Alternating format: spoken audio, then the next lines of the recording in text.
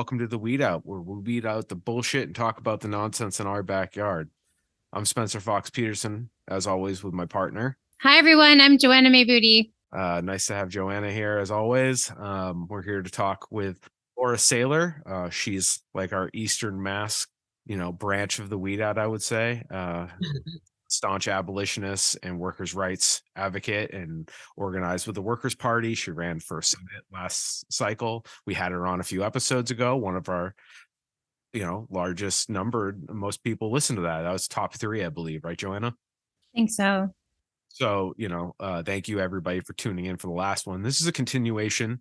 We're going to check in on the scenario with Chief Ron Sellon of Mansfield, who we're going to save all this for Laura because she knows it better than us, but he's basically been found unfit to serve and he's demanding a payout to go away. Then we're also going to discuss the Sandra Birchmore case, which is what Laura was here last time to talk about, and how it's tied into another murder that's actually making national news. All this stuff is happening in Sleepy Town, Eastern Mass. This happens everywhere.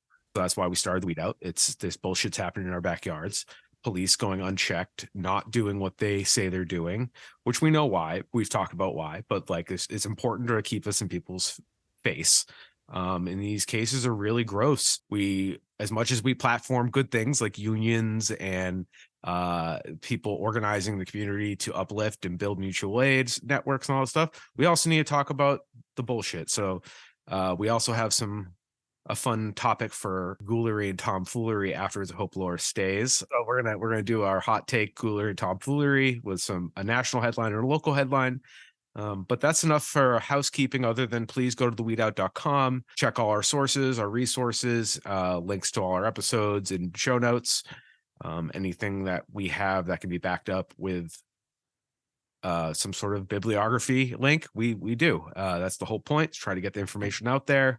Thank you so much again for listening. With everybody listening, it gives us drive to keep making content, to get the word out about the shenanigans and also the good things. But this week we're going to talk about some shenanigans. So Laura, how are you today? Oh my God, I am worn out, I'll tell you. I was thinking this abolition stuff is pretty much a full-time job. Oh my God, yeah. I mean, it's at least like raising a family or starting a business, and it's really not for the faint of heart. I'll tell you that right now. You gotta like. It's an unpopular position. No, and it's not because you're a fascist who wants to hurt others. You actually want the opposite, and that's what's so frustrating.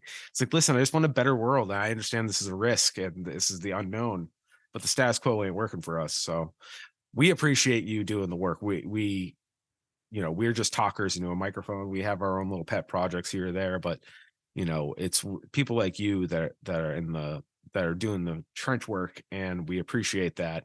So that's why we have to platform and share the stories. Well, you know how I view this, Spencer? I view it, what you guys do is equally important. I mean, if not even, it's so important what you guys do, and I really appreciate what you do. You guys are fantastic, because the more people know about this, like so many people don't know what's going on right in their backyard. Yeah, local journalism. The journalism's never been perfect in this world, especially because back in the day you had to have money to have a printing press. Like, it's never been perfect, right? Right. The last 20 years, the deprioritization and the conglomeration of media, it's really bad, man. Like, this is how people like George Santos make it to Congress, because there's just no local journalists digging up the bullshit. We don't claim to be journalists. We claim to be a platform for journalists, and we do some journalism, but like, we're just more of a platform. We want to get the word out, right? And we agree that it's very important. We know that Decarcerate Massachusetts was just Western Massachusetts was just on last week sharing their platform and what they do. They're not the business of, they have enough to do with just doing their mutual aid, but they need support. So we gotta help them get that. And we decided to spend our free time editing, doing social media. And that's just, yes, it is important. It's all part of a thing. It's everybody needs to work. We do some journalism. Off of the faint of heart. All the same thing, no matter what you do in it. I don't care if you're just keeping a spreadsheet, if you're providing a platform, or if you're doing actual physical work, hanging up signs and whatnot. And you could be busy, you could do it, easily 8 hours a day, 6 days a week, and still have stuff like, that you're working on and not done with yet. And It's the absolutely only wild. correspondence you get is hate correspondence. You do. You get a lot of hate correspondence. And that brings us back to Mr. Sullen. Oh, Chief Sellon of the Mansfield Police. Sullen. Now, you recall the video, Spencer, don't you? One. The video of his rage fit in his front yard. I remember. I try not to watch them. I one and done. I'm usually done, but because it all kind of looks the same to me. Yeah. See, his isn't. It needs a mental health, intervention. As somebody with a rage issue myself, I always have that rage issue. I have it under control, or I have it understood and managed. But I understand. But that's also why I didn't become a cop. I was going to say, you're not the chief of police in a So I town. wouldn't say, like, if I told a friend, oh, I'm thinking about being a cop when I was 20 years old, they all would have been like, no fucking way. Oh, yeah. Your temper, until you figure that out, then maybe we'll discuss, Right. And, we did hang up the milk carton posters last year because nobody knew what was going on with Ron Sullen and why we were paying him. So that's a backstory. He was not around. People started to notice they didn't see him around. Yeah. What was happening at that point? Was he having personal issues? He was on paid administrative leave, as he still is. I see he makes $175,000 a year-ish. And that's the same as the chief in Greenfield. These people make so much money and do nothing. Well, actually hurt the community. They make money to make it worse, I feel like. He's the one that they put in the giant public safety center in Mansfield rather than the old police station. That was his, and that was millions, like tens of millions of dollars. It was his idea to do the social workers, cops acting as social workers and dealing with addiction and, any kind of crisis call. See, that kind of a system, when departments implement that, and I've requested, I don't know how many different kinds of training manuals and policies and procedures for crisis management and addiction. Around here, it's all pretty much the same shit. It's the same stuff that Paul Hero talked about in his campaign. This is what Sullen was pushing. I'm a cop who cares. I'm the good cop. And the liberals loved it. They ate it up. They wanted him as chief. They put him in as chief of police. Sullen, if you read the investigation, had been sent to anger management, like a cop retreat, a few years before they promoted him. Come on, you guys. They promoted him, and I think a civilian worker in the police department. I forget whether it was sexual harassment, it was some kind of toxic work environment thing.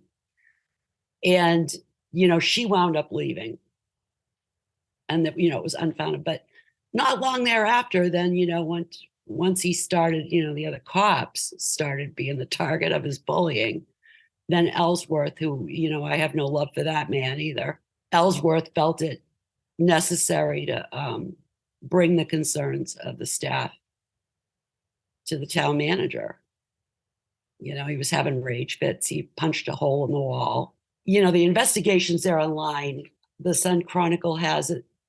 You can download it. But it is just, to listen to them, they sound like a bunch of middle school bullies that were left in a detention room by themselves for about an hour.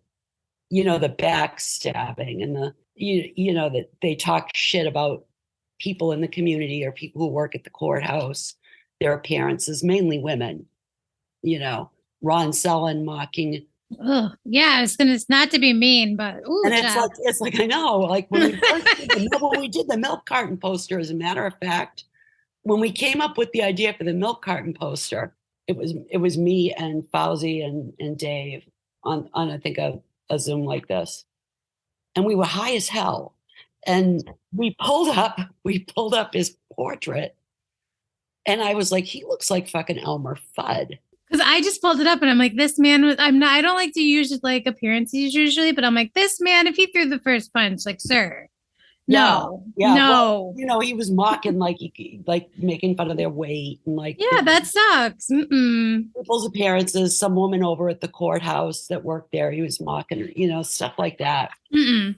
This seems to be a pattern. I mean, we have Captain Reyes and Julio, as a create a toxic workplace. There seems to be a pattern here, and it takes a lot before people start speaking out. A lot. Yeah. Well, here's the thing, we put the milk carton up, and it was basically, we need the town to be transparent about this, and they're being very opaque. They still are. And, my position on this is that, yes, the town manager and the select board are horrible and they're wrong in a lot of things. I can't stand them. Yes, I do believe Ron Selin that Kevin Dumas, tried to get him out of a DUI. I believe that. Tell us who Kevin Dumas is for the audience. Kevin Dumas is the town manager of Mansfield. He used to be the mayor of Attleboro, and he was notoriously corrupt there. And then Mansfield hired him on as town manager.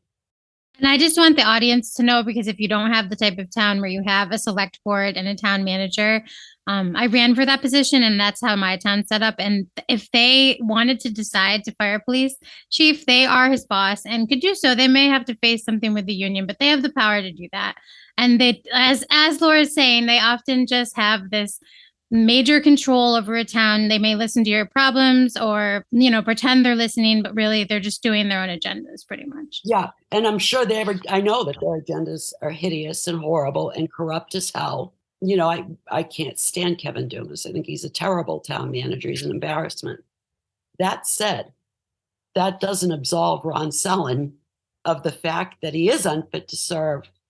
He's displayed that, on video. It's on video. Yeah, I just found one, so I will share like the links to everything you've mentioned on the episode.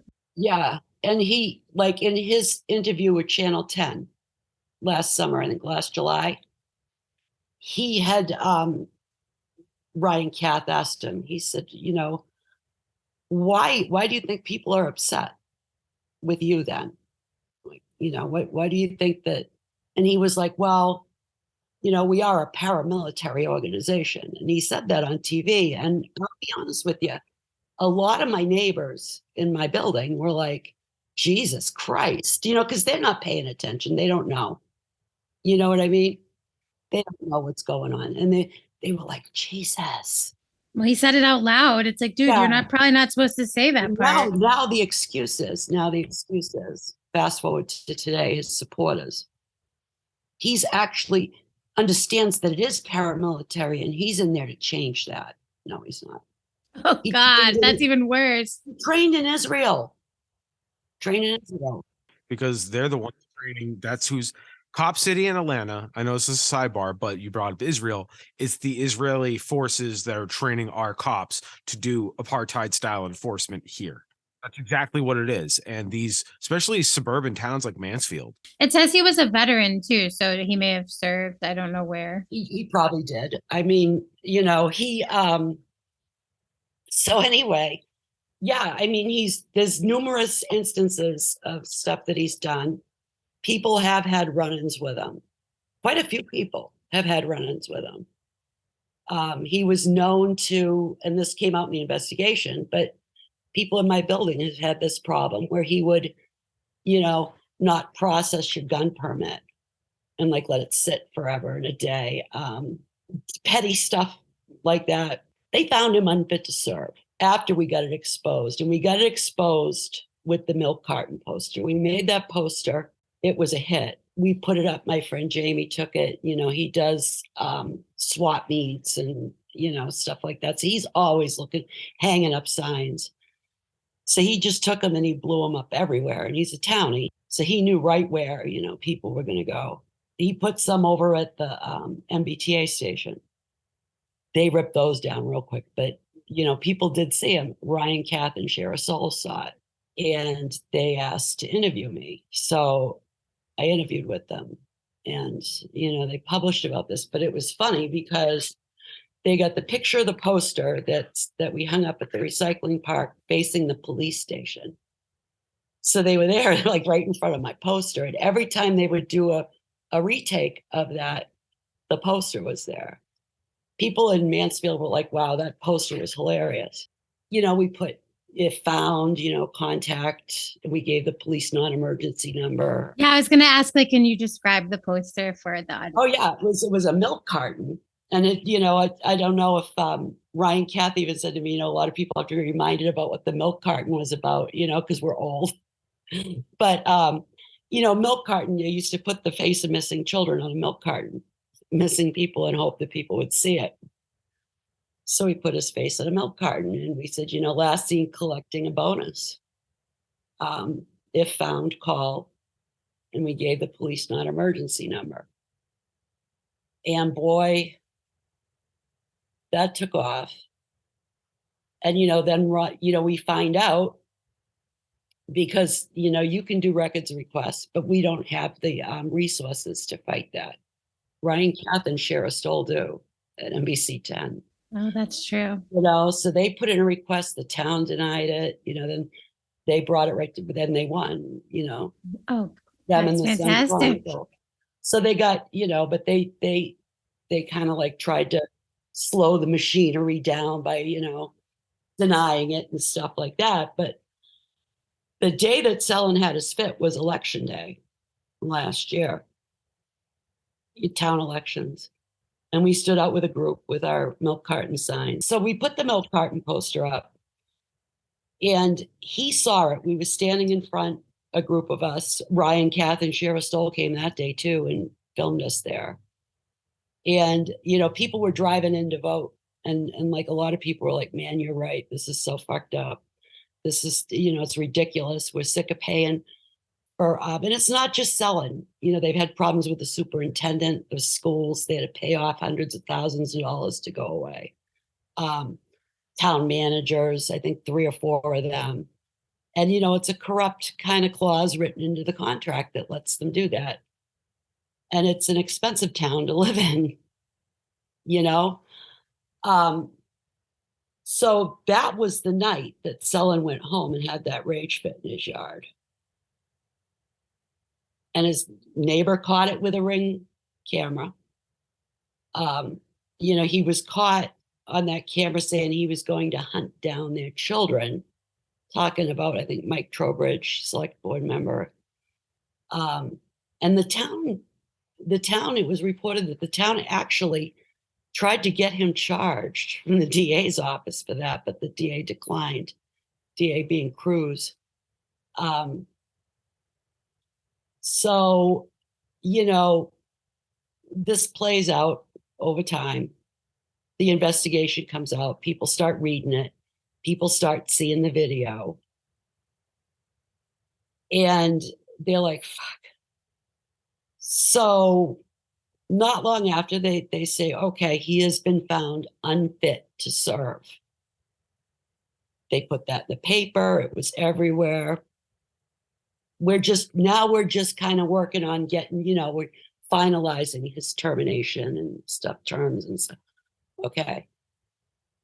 And, life just kind of went on. And then nothing ever happened. Like he never got fired. Like he never left. Oh my goodness. And, this has been over 6 months since he's been found unfit to serve, way over 6 months. Is he still acting like as chief?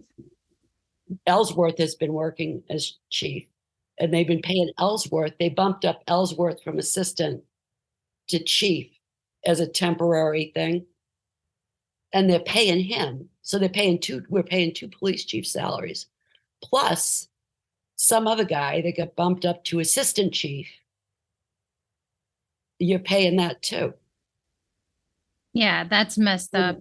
Yeah. And, he's determined, Ron Selin's determined he's going to remain chief. Or he's going to take a lot of money going out, is what the rumor is. The rumor is that he's going to want like upwards of 3 million, I think. That's what I wondered if I don't know if that's true. I know that that's a rumor that's been going around. And town meeting is late this year, very late. They have to have the budget into the state by the 30th, I think. We usually have town meeting in like early May. It's June 15th.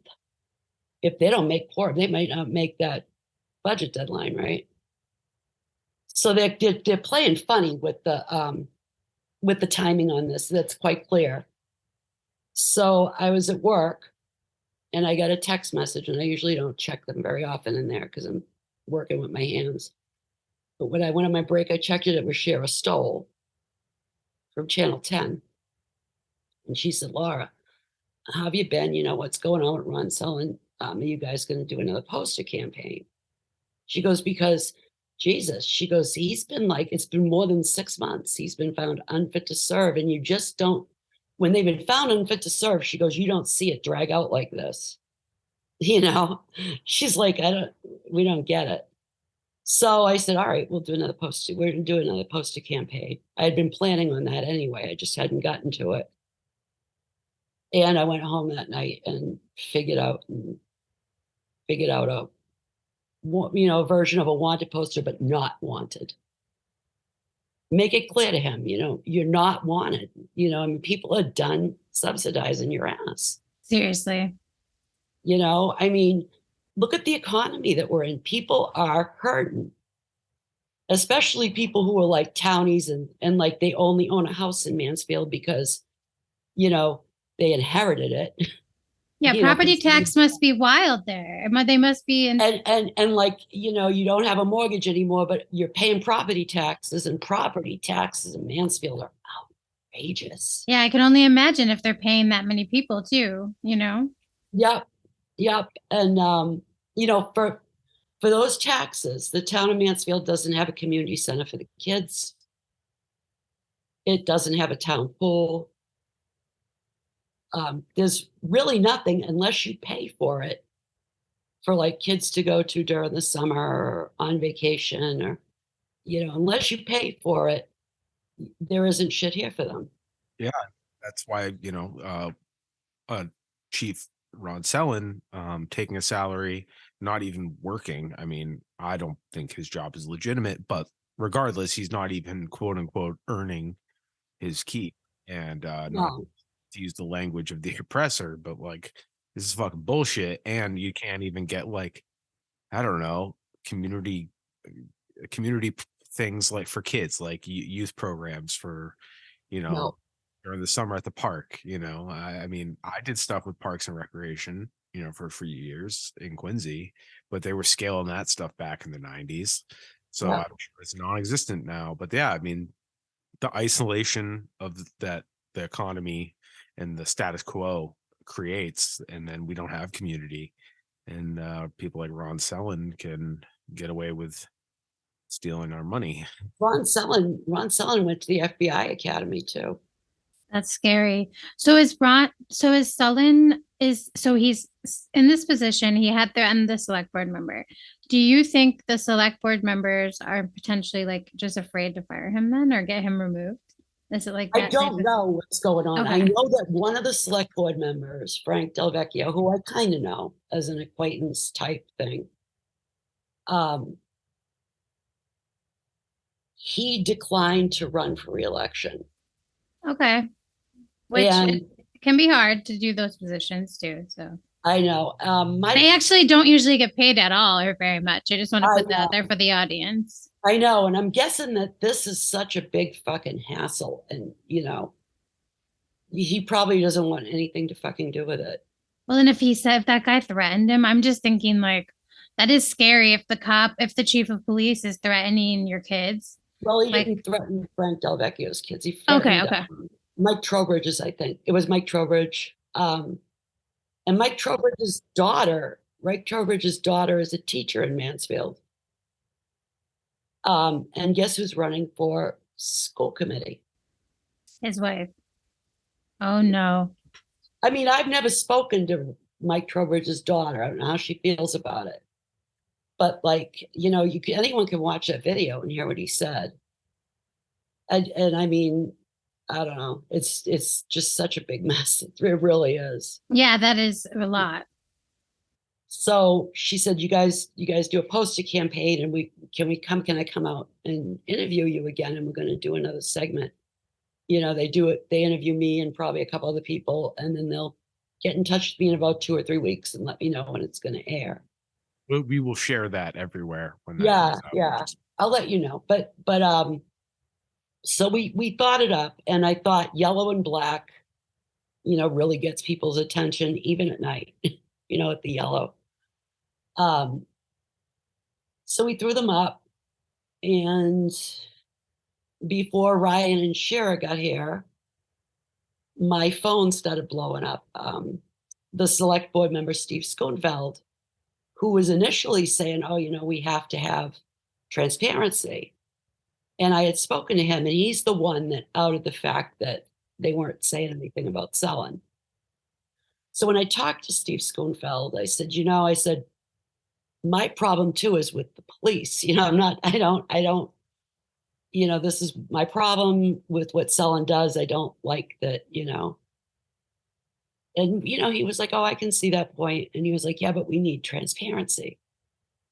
So he kind of worked with me a little bit, but he was really kind of like bossy, kind of like after I did the interview and we were at the election, he didn't want to stand near us.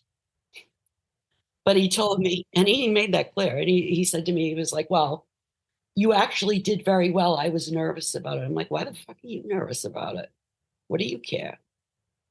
I'm not talking on your behalf. I am stating what I know. I'm answering questions myself, but it was very like, I don't know, like the liberals in town feel that they can direct our energy however they see fit. So I thought that was odd. And then there was a woman in town who I actually know. I'm not going to give her name, but she started that year going, he's a really good guy. I think they've got it, but we got to, I said, well, we'll wait and see what comes out in the wash. I said, why don't we wait and see what comes out in the wash, and we'll see why, what's going on here. Well, he's an aggrieved victim, and he's being persecuted. I'm like, well, we'll see. And that, this was before he said paramilitary and the tape came out. And she just kept we invited her to another rally about another subject that we'll talk about later entirely. And she didn't respond to the rally, but she sent Jill a message going, can you help me get rid of my town manager? And she was like, what is the context of this? I don't even know. You know what I mean? I don't know what you're talking about. And then she just never said another word. Well, this day, she just bombarded my email box. Please listen, you must remove him. You must focus your attack on Kevin Dumas and leave Ron out of it entirely. He's been through a lot. And, his son saw those pictures, and, Schoenfeld was angry with me. And, he said, oh, I wanted Dumas to go, Ron is this and Ron is that. I said, no, we discussed this. He was like, are you being opportunistic? And I said, well, if you're going to say that, I said, we don't really need to continue the conversation. But I will just say that you and I discussed this last year and what my issues were with this. And that maybe we should have a common issue in transparency, but we don't share the issue with the cops. And I left it at that, and he's left it at that. Dana, well, you can edit out her name, but she got all day back and, please listen to me. Please listen to me. He's a good person. He wanted to hire a social worker. He wants to do all this. He wants to do all that. And, I've told her a million times, I don't support police in those roles. You're putting police in a caregiving role. It doesn't work out. There's plenty of stats out there that confirm this. You can look up any day, school resource officers, explorer programs, and it's not pretty. But he's different. He's different. He's different. He's going to change everything. And she just wouldn't stop. It's a lack of imagination. They're scared of change. I mean, that's just I don't know this person. So like, But I finally said, listen, I'm like, I'm not gonna go in circles about this. You're not gonna tell us, you're not gonna order us what to do or what we can say or what we can put on a poster. You need to go find someone else to order around because it's not gonna get you anywhere here.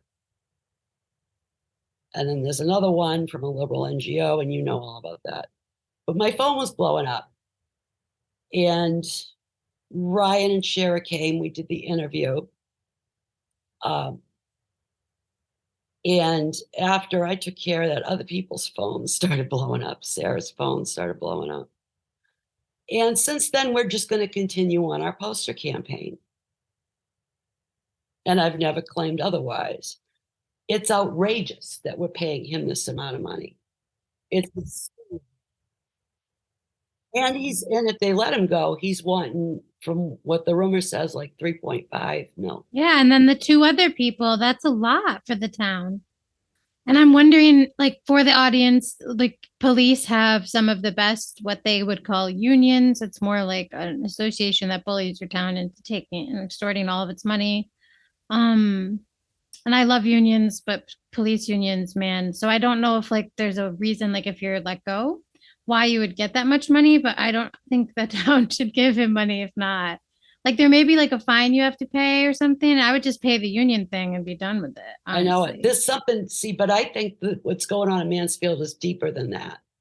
I think what's going on, I'm like 99% positive that's the case. Well, small towns, we keep seeing it pop up in news even around here, like in North Adams, other places.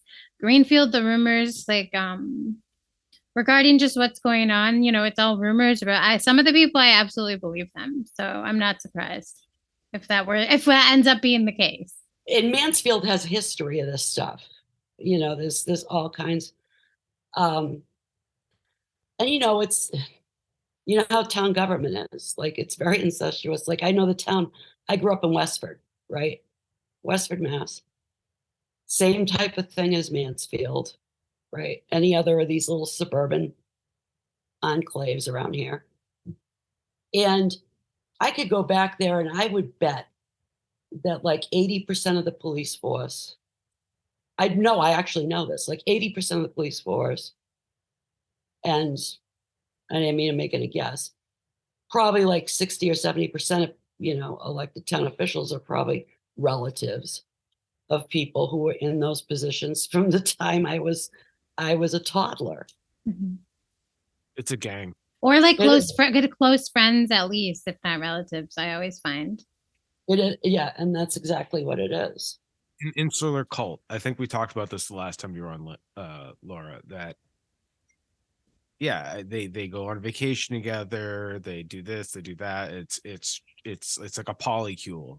It is. I have the language for it. That's a scary version. They're like, well, it's dangerous because they like I like that. But they don't talk about it. It's toxic. It's a fucking time bomb. It's a polycule time bomb. It's this. If you're doing polyamory, this is kind of off tangent. Yeah, this is. But like, this is the thing with incest. It's like incest is, not literal incest, but like nepotism and nepotism's with blood. But like in the incestuous relationships that we're talking about in all our towns, it's understandable to a certain degree because not to get too big picture, but it's because of the profit motive is, the motive to get ahead is the wrong rewards are given. So of course our governments are going to devolve into this. But yeah, I mean, it's their closed circles. It's a culture issue. It's petty lords and peasants. And I think that the Sullen faction of this, right, of this little, this little cult type thing, they were waiting to see if I would back off of Sullen when this came out. And when I didn't, and they found out that I wasn't going to, and the posters went up, boy, they're not happy. So, that's where I'm like, too bad. I'm sorry you don't like it. Well, and if it's the truth, I mean, they should want Well, that to be it out is. there. Everything in that poster, and I made sure this is either something he said or, he was found guilty of in this investigation. I didn't put anything up there that I thought that, rumors I heard that like are probably true, but Yeah. we'll wait to see it come out in the wash, right? Yes. But this stuff that Ron Sullivan himself has said and done, I mean, it's out there. There's receipts. The internet's forever. We can't just forget this.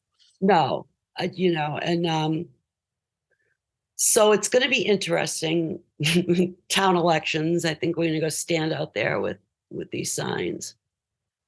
Because I don't want his wife getting on school committee. Jesus. Well, yeah, and the signs, like you said, are very helpful for those.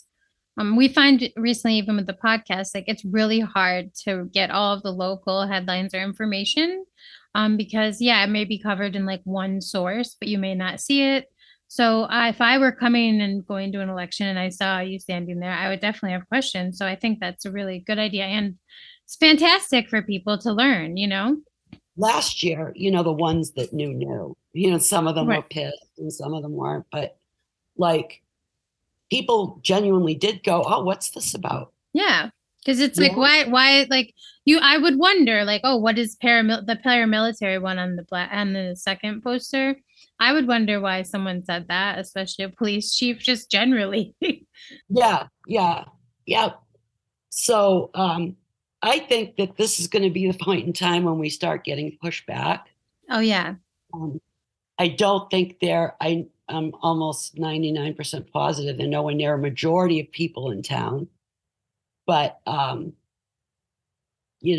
they're really, really angry that I didn't cave and do what they wanted me to do, which is back off of Ron Sullivan.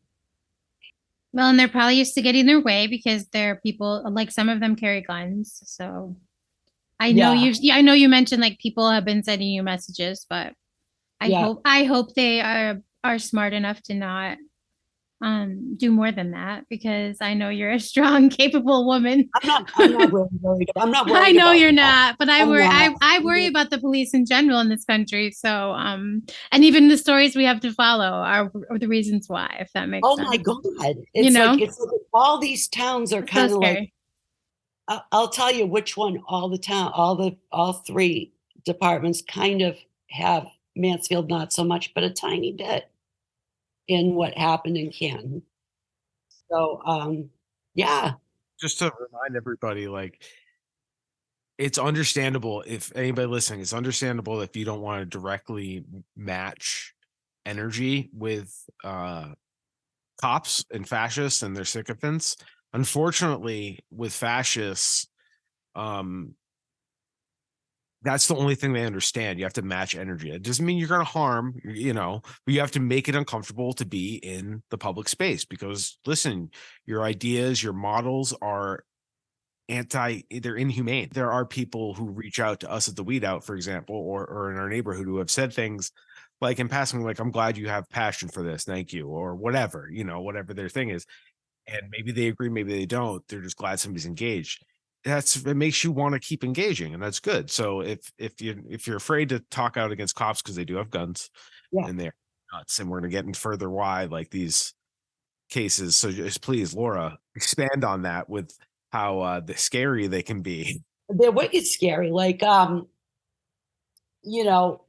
Sandra Birchmore. We had a whole episode on Sandra.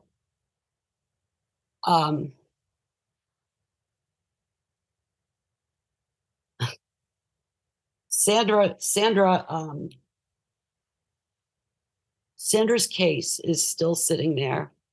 These cops are still have jobs. One of them is a TSA agent. The town of Abington will not give so much as basic employment information about Josh Hill. So we decided to hold a rally at the Abington town meeting outside. And we had a pretty good sized crowd. I think we got about maybe 30 people. We got together, a few of us, the week before, and we made a bunch of signs. So the people who went into Abington town meeting could see them and know, keep that in mind. What is this creep? Because they had on the agenda at town meeting whether or not they were going to exempt the police from the civil service requirements. So, I mean, you can't even hire a school resource officer who's in an investigation as we speak on this horrible, trafficking and grooming and just horrible case. So that was a success. We had a lot of people, almost 100% support, people going in for that. I mean, the only ones who didn't show support were the police. Well, shocker. They showed up in like a K9 unit and went in. I don't know what that was about, but we did that. And one of the women that I know from the Justice for Sandra Birchmore group, who knew Sandra, got in touch with me and told me about a woman named Karen Reed and an incident that occurred not long after Sandra's case made the news. And that was Officer O'Keefe. He was a younger cop. I guess he was raising his sister's kids. He had a girlfriend who had recently been staying with him from Mansfield named Karen Reed. Karen owns a house she rents out now in Mansfield, I guess. But she was staying with him, helping him with these two kids. They go out to a bar for the night. They go out to have a night out. They're in their 40s. And they meet a couple of the cops and, a cop wife type, Jennifer McCabe. I think she's a sister-in-law or something, but they're all related and they all live in this neighborhood. Well, they'll all identify that way too. So it's not even weird to say that because they'd be like, I'm the sister-in-law of a cop. Yeah, I believe it. There was like BPD and like feds at this party and everything that they were invited to. Gross. And I guess Karen Reed decided, she really didn't feel like going. I understand. She wanted to go home. She was going to drop him off. And she did that and she left. And, they'd been drinking and he never came home. And she was trying to call him. And then she hears from Jennifer McCabe, his body's in the snowbank outside, right? And they basically, this has hit the national news, so anybody who wants to look this up can look it up. This Jennifer McCabe basically convinced her that, you probably hit him with a 3-point turn, leaving the house party. You were drunk, you probably don't remember. And she had some damage to her vehicle. So oh my God. She was charged and indicted. And the whole time, this Jennifer McCabe woman is like, oh, I'm going to hold a benefit. The cops do the benefits and shit. I'm going to hold a benefit for these two young children, that are left without their dad and all this. Well, what happened was the Norfolk DA's office investigated the case. The Norfolk DA I met with to discuss Sandra's case, I met with Troopers Fanning and Trooper Dunn. Keep that in mind as the story goes on, okay? So, unbeknownst to them, I guess, or they didn't really pay attention to it, she had means. She was an adjunct professor at Bentley, but she apparently had some means and hired some really good lawyers. One of the lawyers was out in California and like a defendant Harvey Weinstein and like really like high quality lawyers. Stuff the cops don't want to deal with.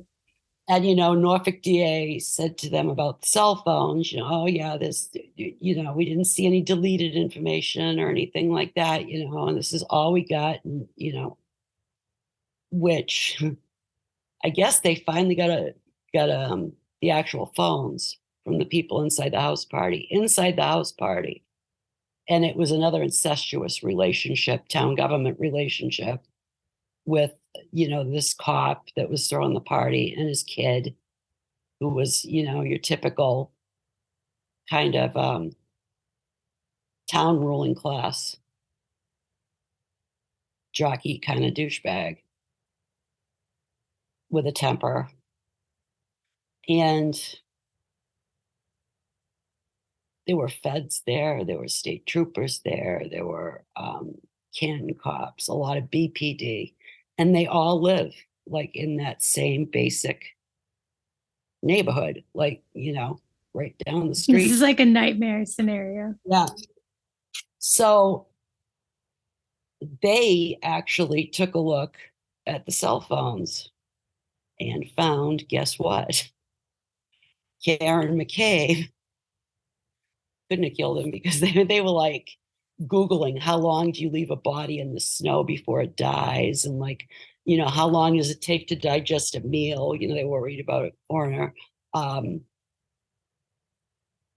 And messages back and forth from this Jennifer McCabe, and how Karen Reed was calling, looking for him when he didn't come home. McCabe, not being places where she said she was, talking. It was just, they basically gave the whole fucking thing away. And what it really looks like, and what it's going to boil down to whenever it gets into the court or whatever happens. But it's gonna, because this went national. And, I will say Trooper Dunn from Norfolk DA, who I mentioned earlier, don't forget, Mm-hmm. he was one of those working on this case. He was the one with me and was telling me all about Sandra's cell phone stuff.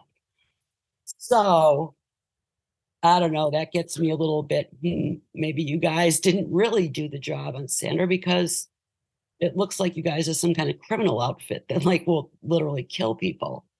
I guess the cop was beaten and attacked by the dog, which was a German Shepherd.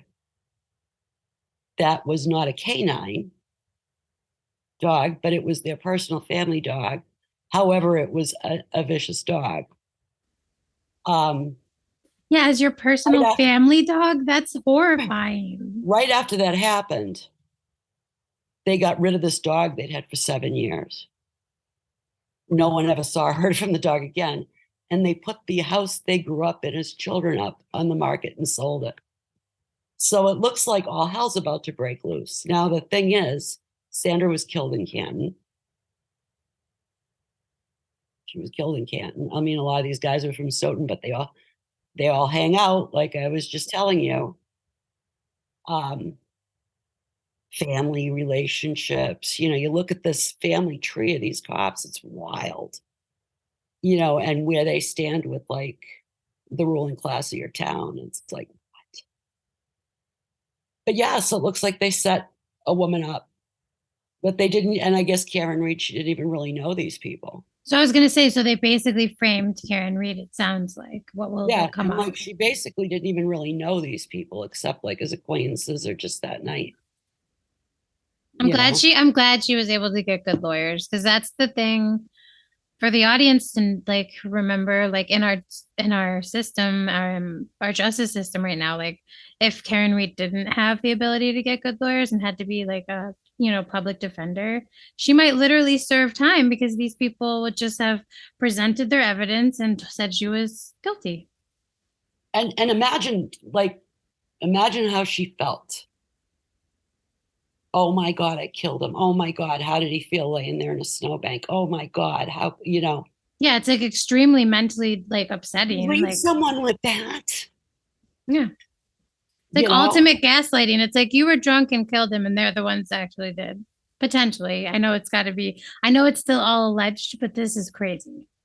Well, now I wonder now though, I guess either of you could answer me, like, if this Officer Dunn and Fanning and others like are connected to all of these different cases that aren't adding up or having evidence come out, couldn't the DA like investigate more of the like go back and investigate Sandra Birchmore or like other and them even?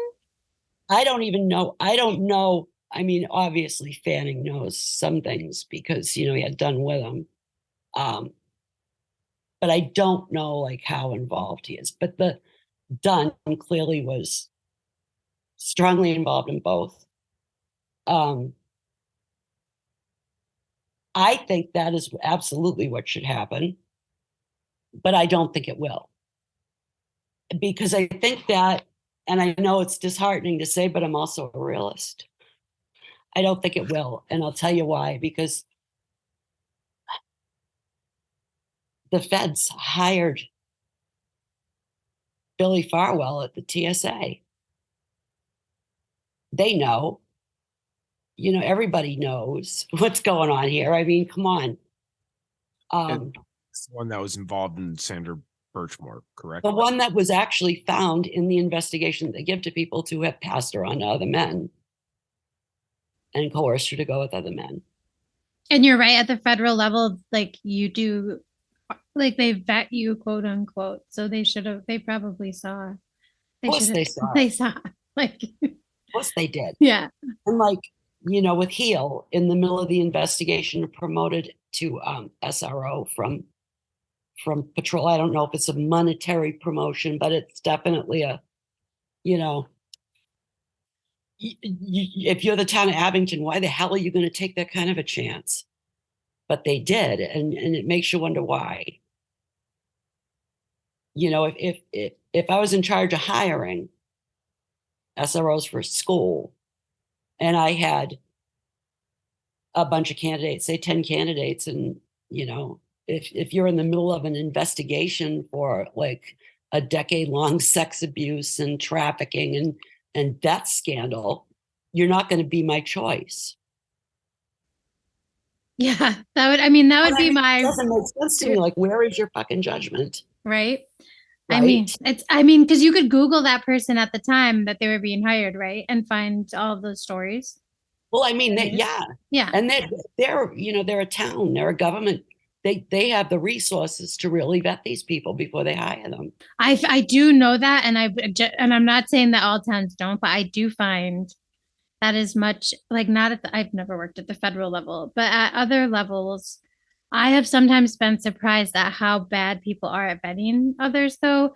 And I've seen things that people will do, and I've never worked with police, but so I don't know if this would work on people, but I've had people give me like references, and then I've had to figure out that it like wasn't actually the person I was calling. If that like it would be like, this is so and so from like the manager at this place, and I'd call and it was definitely like their friend. So I do wonder like if most people would figure that out, or if the cops would do that for each other even. Oh, the cops, I don't think they even give a shit anymore about who they hire as a cop. Yeah, I'm with you. We did a story with someone else, and the same thing happens in the Berkshires. Weird? Like the one you'll hear the liberals saying, "Oh, they want to have they want to have better rules for the cops. We're going to fix the institution. We're going to reform it." And then these liberals are saying that in towns like that are looking to get rid of civil service, giving them a civil service exemption. Oh, because we're short on cops and no one's applying, and so you're going to hide. With all this going on, you're going to lessen your standards. It's like, be short on cops based on the ones you have. You should have less. That's how I feel about this. At this point, like any town where they're like, we're short on cops, I'm like, thank goodness. Well, keep up the good work. Right. It's funny. Like, and like I keep going on about like I hate the concept of SROs and cops acting as social workers and dealing with stuff like that. They're not equipped at all. They're uneducated typically. No, even if you have like some social worker at standby or goes on ride-alongs for every now and then, it doesn't work. That's not That's not who cops are as people. Well, there's still the power dynamic with the gun. So like Yeah. I wouldn't necessarily, you're with them. Yeah. Yeah. I mean, and here's the thing, right? Invest in actual professionals. Invest in actual professionals. These people don't want the job. They don't. One thing they hate is dealing with marginalized people. They can't stand it. They cannot stand, going to someone who's read that investigation that came out on Ron Selin and how they all act towards each other and how they behave at work and the things they say and joke about and the things they get angry about and the bullshit that they do, and say to yourself, oh, these are guys I want, guiding people in crisis and having addiction problems in my town. That it's not going to work. Not going to work. I'm going to offer, this is Spenny's policy corner for real quick. Just baseline, less money on body armor, just buy food. Buy food. We should just have fucking beans and rice at City Hall. And you can go down there, you get hungry, beans and rice. Like, I don't even mean to be like, it's things that don't go bad, you can keep dry and are base foods. And maybe like farms could donate or we could buy overflow produce. Like, I would much rather that and give it to anybody. It would solve. It's actually so pathetic how simple that solution is. And people are like, but what if we give it a gun? Like, that's the only solutions. It's like there's no imagination. And instead of giving, Holyoke wants to buy new guns, why can't we just like fix the fucking swing sets for the kids? Like, what? I know it. It's the ones you have, you shouldn't be fucking using them. No kidding. You're wearing them out because you're not taking care of them, or you're using them. Either way, it's not an answer I want to hear. Like, this is just, again, Spencer's policy corner. No more guns. Buy food. It's ridiculous, and I hate it. I hate that they do it. It's the same thing with the SROs, right? And I think that there are a lot of stats that the good that SROs do in school is far outweighed by the bad. They stopped 0 mass shootings. 0. Yeah. Literally since Columbine. Well, and then they add to the problem when they get there. They add with the gun narrative, right? Yeah, they add to the problem when they get there, and they play to the sympathies of like liberal cul-de-sac type of Elizabeth Warren voter type of people, Hillary type of people. And, they're like, oh, we're going to get a cute dog and have it as a school comfort dog. And, people can come down and talk. And I'm like, that's Josh Hill used that dog for really pretty gross, nefarious, Yeah, he was doing thirst traps with dogs. He was doing thirst traps with younger. Yeah, and you've got like, it's ridiculous. I don't know how people can defend that stuff. No way. That's like stuff my parents warned me about as a kid. Like, if some weird man has a cute dog that they want you to pet, like, stay away from them.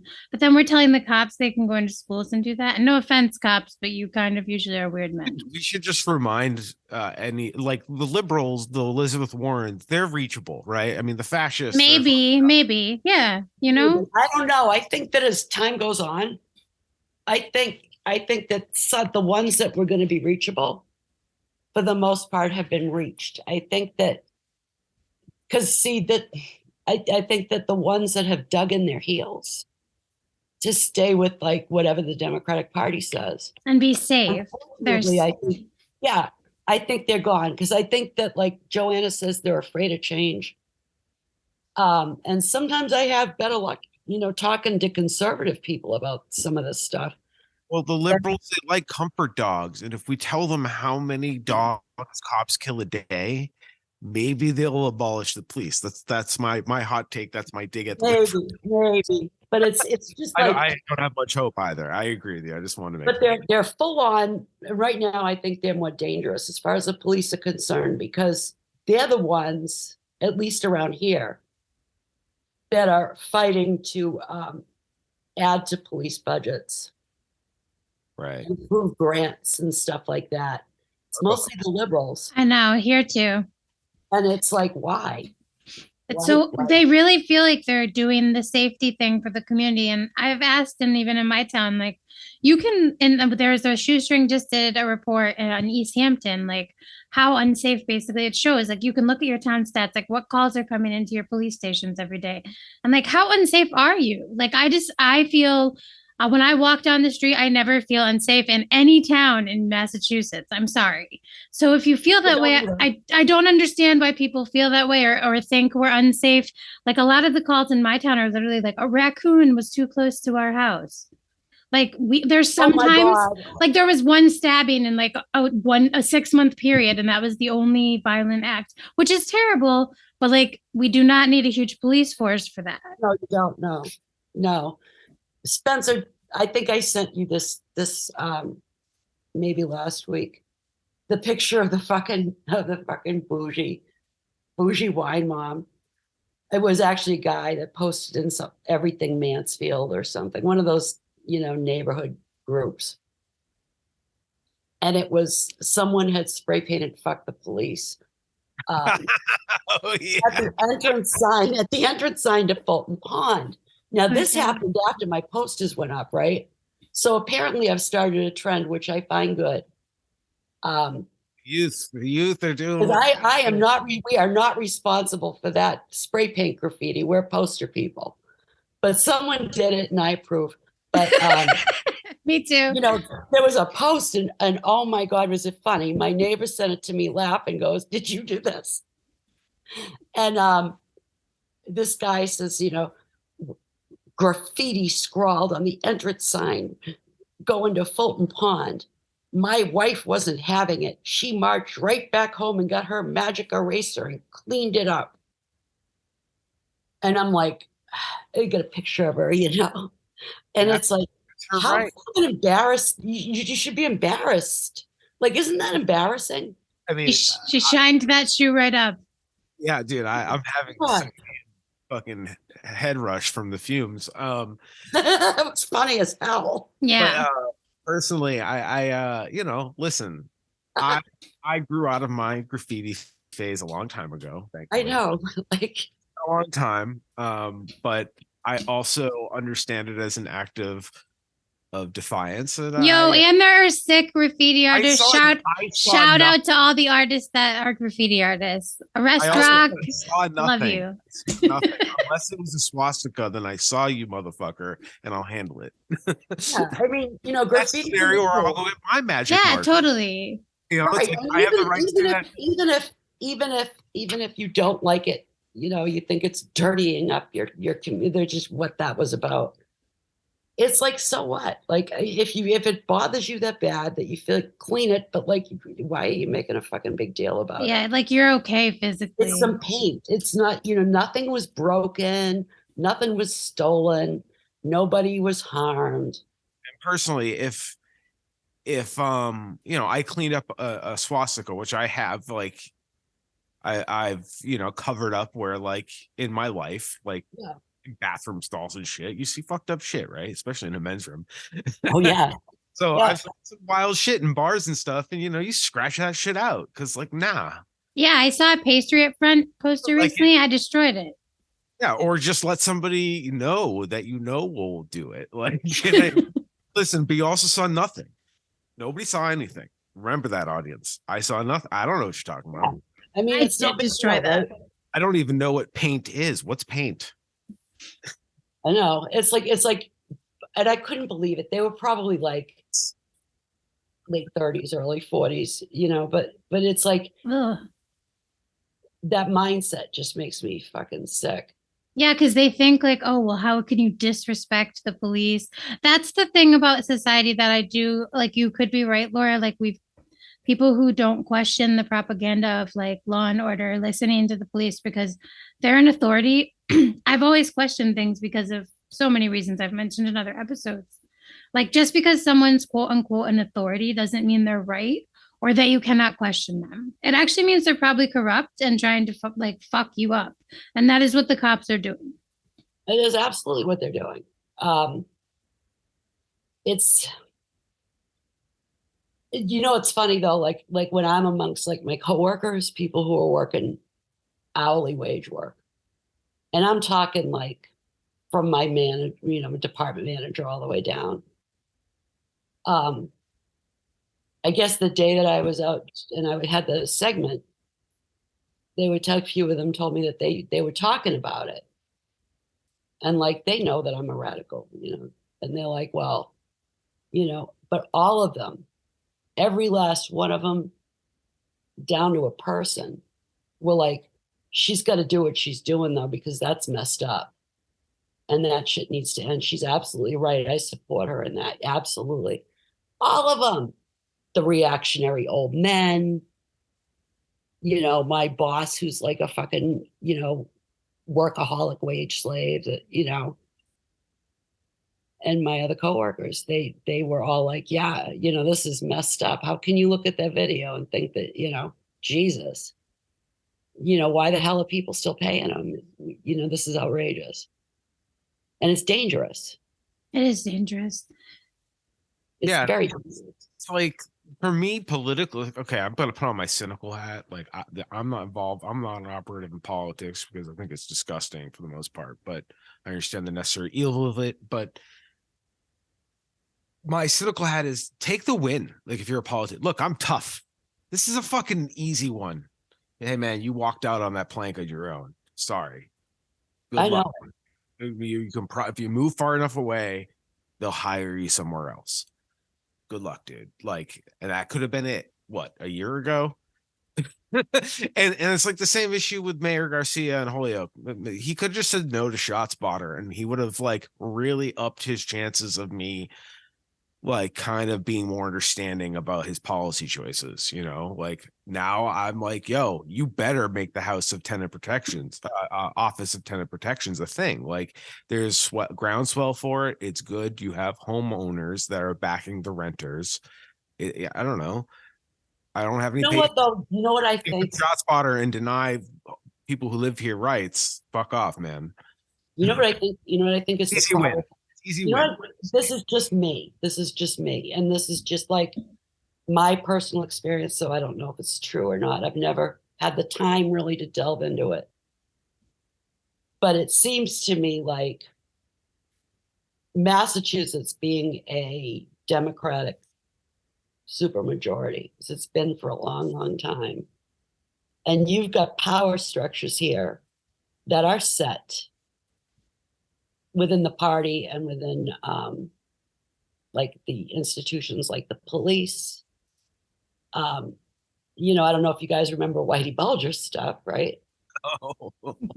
Yeah. You know, many that have seemed comically super villainary, where the FBI seems like the most villainous. Like, I can't believe the FBI did. No, they I don't even think Hollywood really does it justice. no. Like having grown up in Quincy, like No. literally my freshman year of high school, 9/11 happened, church scandal happened. I'm going over the Neponset River on the train, and they're digging up the bodies that Whitey Bulger buried because they were building the Pope John Paul II Park under the Neponset River Bridge. And I know. I remember seeing the news crews, and the train got stalled on the because it's the MBTA, so of course it was always breaking down. Still a problem.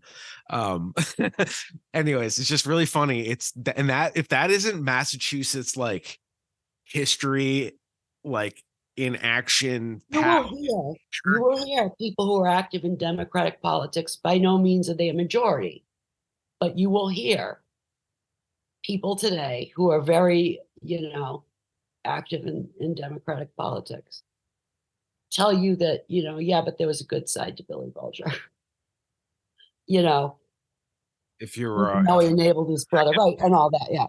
You know, oh, well, you know, he made sure my son got a job here or whatever, you know, then that's exactly what it is. he ruled like a tyrant. I know he did. Yeah. He wasn't beholden to anybody. Yeah. Fuck it. That goes like all the way through to the fucking cops. It's just it's really and same thing as Rhode Island. Rhode Island's the same shit as we are. Yeah, I mean, Yeah.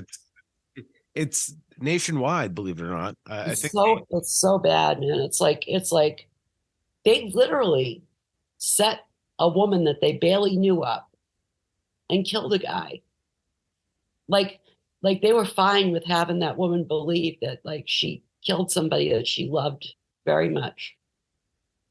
Yeah, it's all so sick. And like all of them, like in all those fucking houses on that friggin' cop block in Canton, Jesus Christ.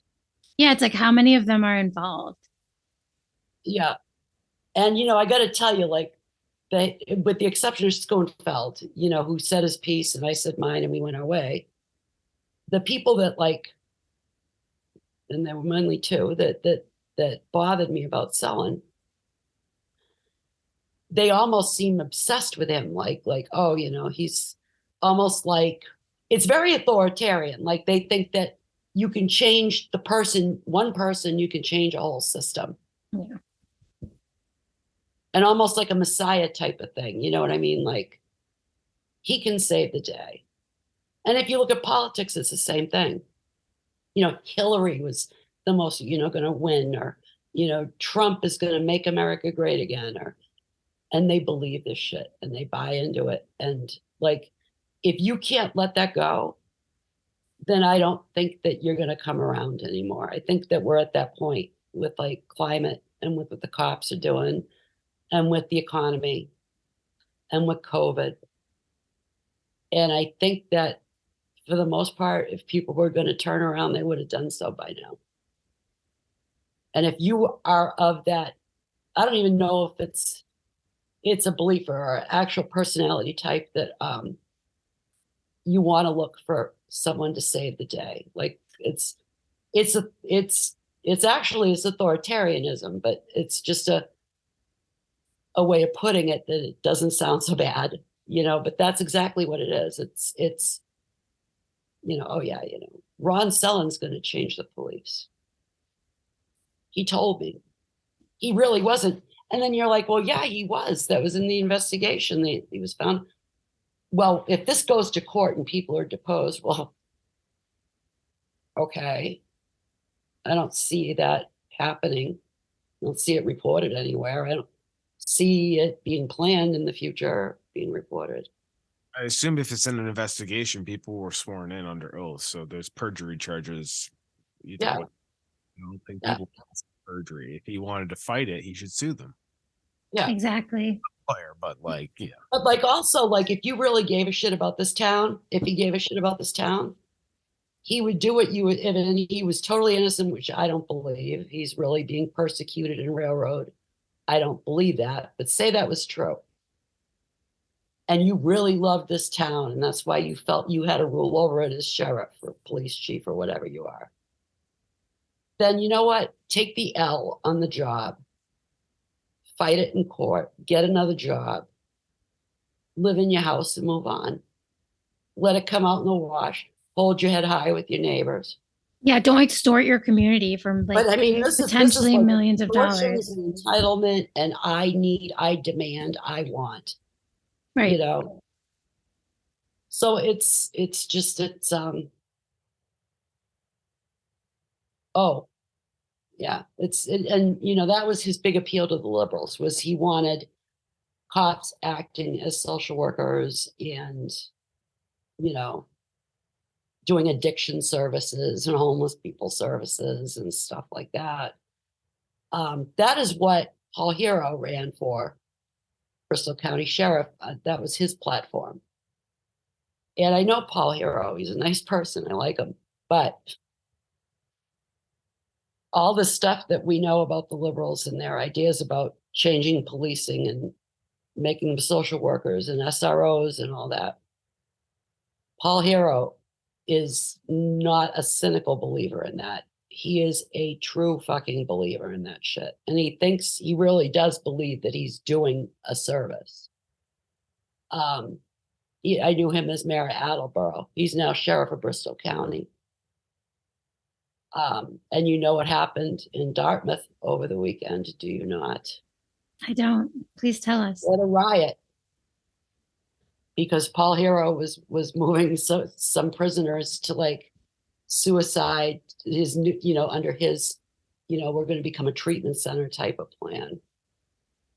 They were going to move them to some kind of suicide thing, and they had a riot.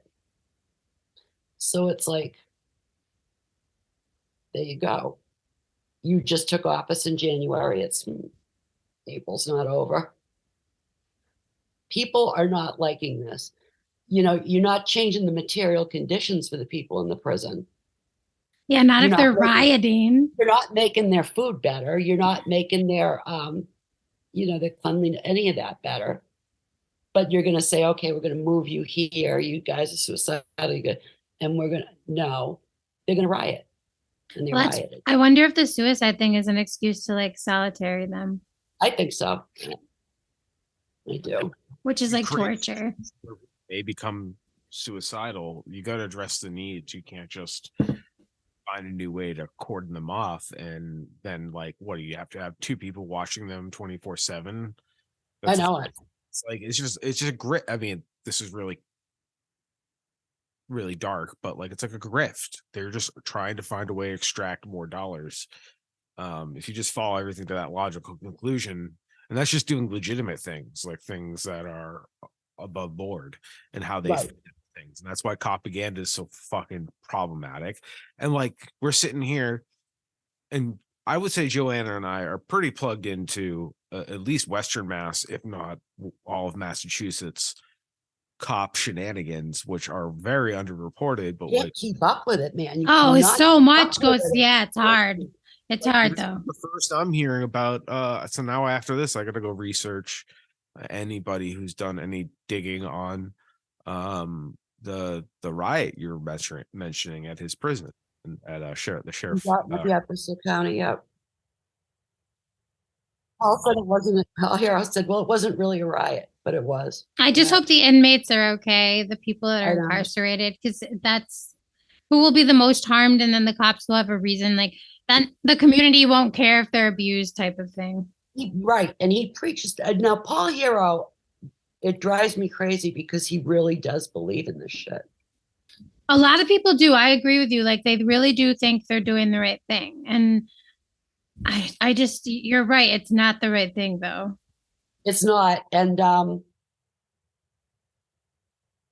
it really lands well with well-off white liberals. Like it really lands well with them, because I think a lot of them, they want to be seen as being a good person. They don't want to be seen as being, some kind of uncouth MAGA sociopath, but they really want like the same fiscal policies as that MAGA person. You know what I mean? They want all those rights, but they don't want to appear as racist or whatever. And some of them really like think they're doing the right thing, but they think that it's going to take another person or an institution to save the day. And that's where I kind of say that they're not salvageable. I know what you're saying, because if you can't think of like sending people to services that aren't basically torture, which I know the normal like person may not even know what prison or jail is like. It's terrible. So, but I still think that's not an excuse to want like more for your community. Like you're saying, like, I don't know, like universal preschool, some camps in the summer for kids, libraries, which are disappearing in some areas, A pool. just things like that. A pool. I agree with you. Yeah, I want one in my town too. I'm always like, why are we paying for stuff like that other stuff? Well, this town has a crazy wealthy tax base. There's people with a lot of money in this town. And that they're paying ridiculous property taxes, right? So why don't the kids in this town have like a swimming pool, a community center? Yeah, they do have senior housing, they have a senior center, but what about like a place for them to go and like play cards or you know, a bingo hall or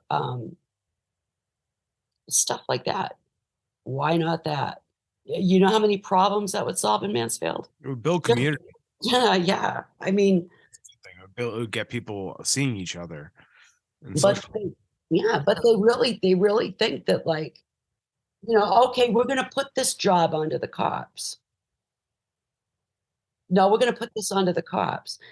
And, you know, I don't think cops, you know, lower rank cops even want that kind of job. They don't want to deal with people like that. They don't want to do that. They will if they're going to get paid, but you know, they'd rather not deal with you. And they probably don't know what to do. I'm not trying to be like even No, they don't. mean, like they're not trained. No, and I don't care how many certifications they have.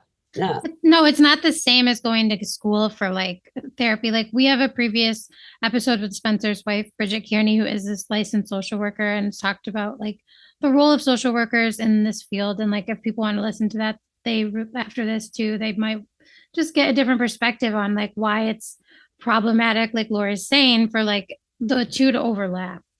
And I mentioned the power dynamic earlier, but there are a number of reasons why it's a problem. And like social workers are the perfect solution. No, there's no perfect is there solution.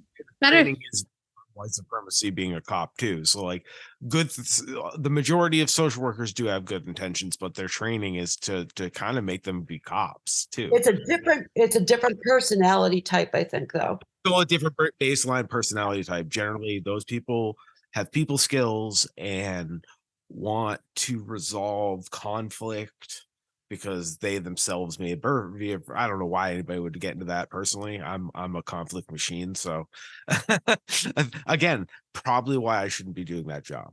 You know what I mean? Like, no, it's like, yeah, but you don't have a badge and a gun.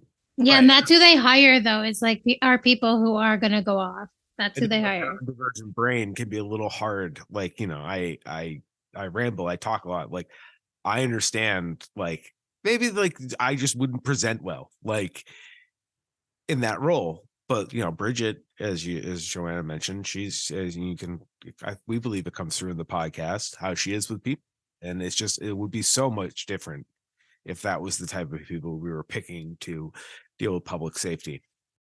Right. I mean, you could have safe injection sites. You know, I mean, bars. Yeah, you could have safe injection sites, whatever. Because no, I just, when people scoff at that, I like to be like, but what is a bar?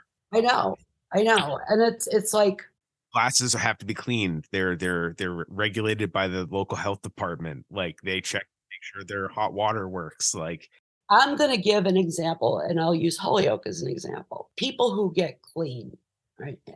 When addicts get clean in Holyoke, and they're going to like the methadone clinic there or whatever, most of the clients are not actually from the city of Holyoke. A lot of them are from the bougie suburbs surrounding you, you know, quite like Mansfield like. But those towns will not allow a safe injection center, a methadone clinic, or any of that in their neighborhood. They're more willing to push their kids over to you that they don't want, right?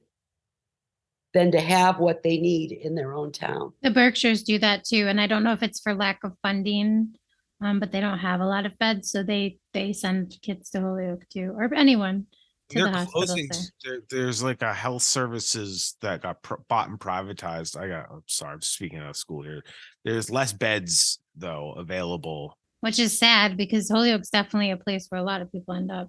And Springfield is like the GOP just unveiled their plan to like gut the VA to like pay for tax breaks. It's just, I know that's not going to be the plan that gets passed, but it's just like, I think they're going to go after Medicare and Medicaid before they go after the VA. I think they're going to save the VA for last. People love veterans, so I agree with you. I'm a veteran. So I think that's what they're going to do. I think that's eventually going to go away as well. But like, we need so much, and people are clinging to the fucking cops, and every day you wake up even us who don't look at, who are involved in this, and you can get easily overwhelmed. People see them like one story a day, even on television, are like, wow, this is out of control, but not in my house, not my yard. Well, that's the thing. A lot of people think it's not happening here. So that's why we try to do these stories, because it is happening here all over Massachusetts. Well, see, those programs, like I was saying earlier, those programs that were, that's Paul Hero's thing. That was his thing. That's always been his whole platform. He's wrong. Okay. But that's always been his ideology. That is in all of these police departments around here now.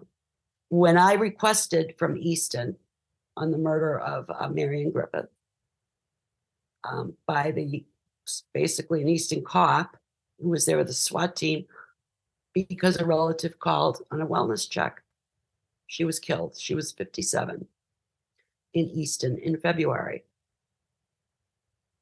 This is the type of training they have. I mean, clearly you don't want this program in your town. I mean, they killed a woman in a suburb.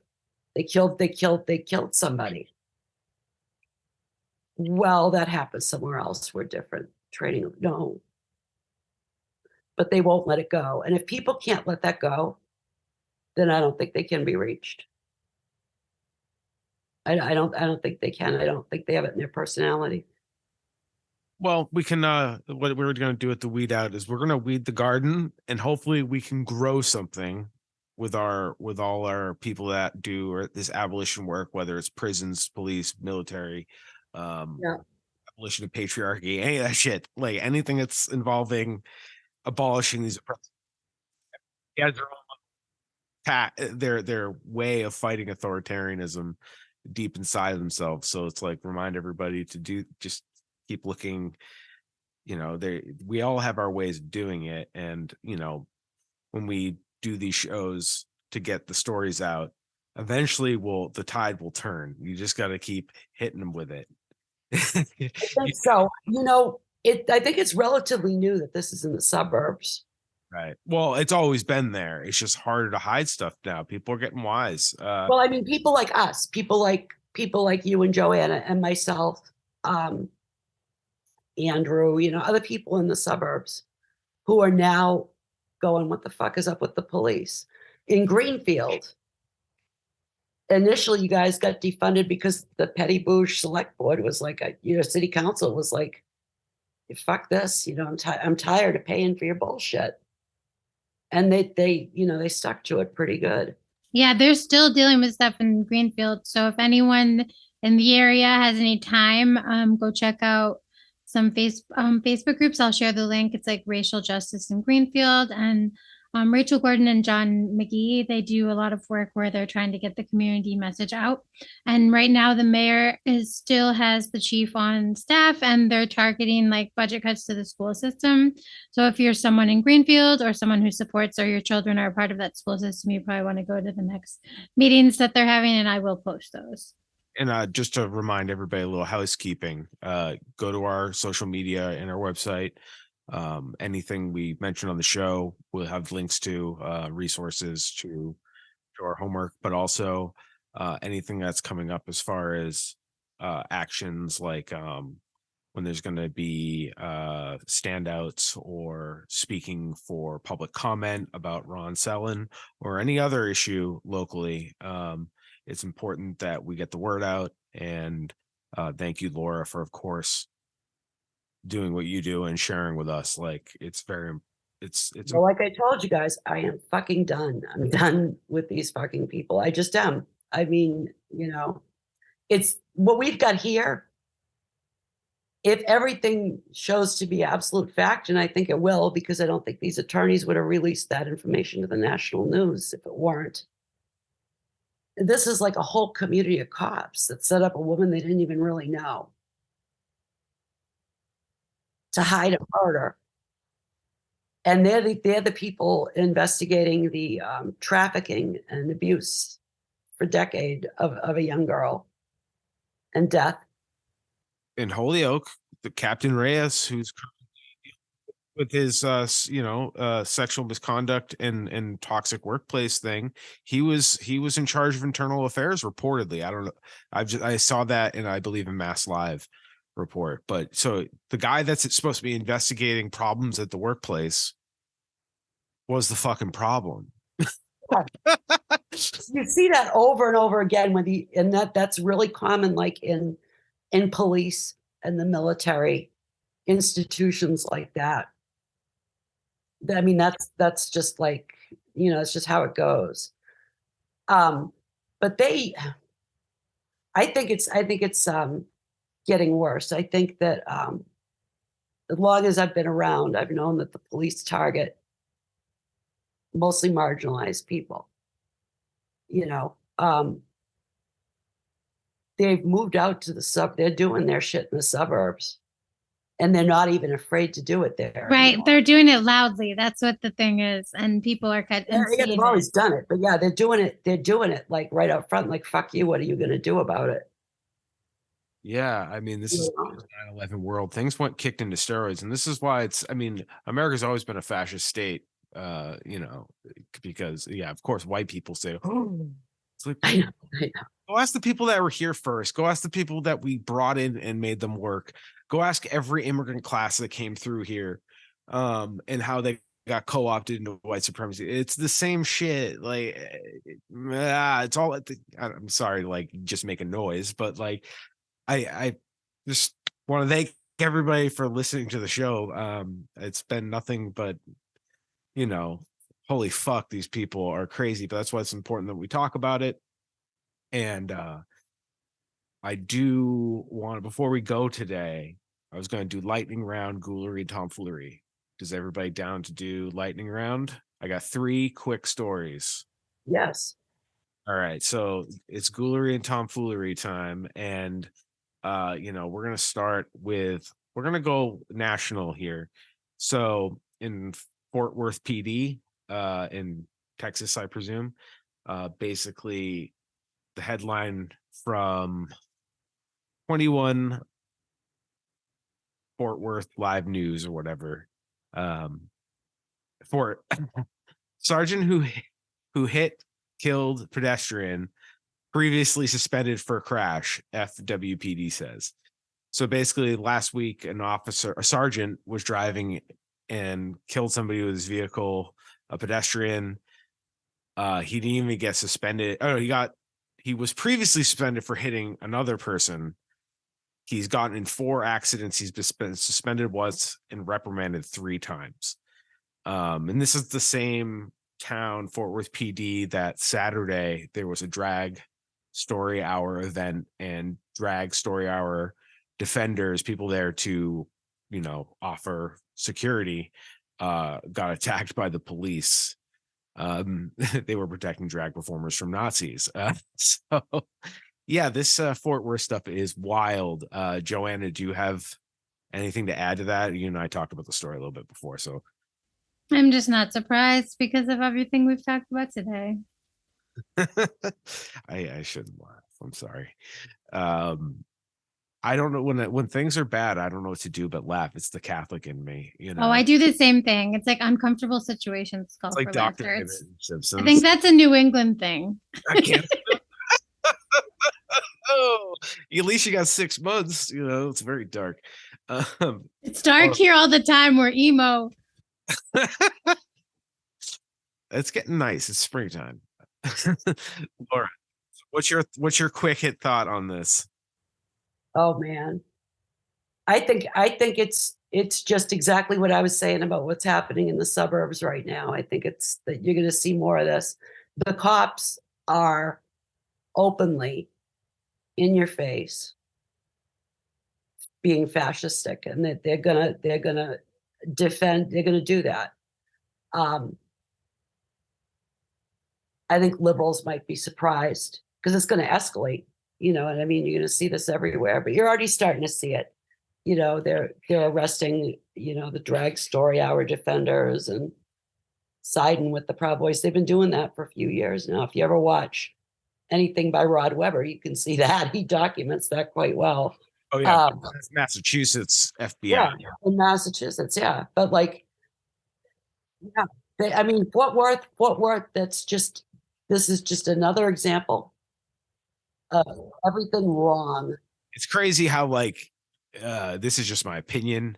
I haven't done any hard research on this, but I scan a lot of news, and New England is like notoriously exempt from like police stories. So I'm just wondering if the power is just so entrenched that like we hear about it, but we have to kind of dig for it. Like I feel like people just like to beat up on the South because like I don't know. I feel like they're just the whipping post. It's like this is where all the racism is, and that's what the people who control That's them. not true at all.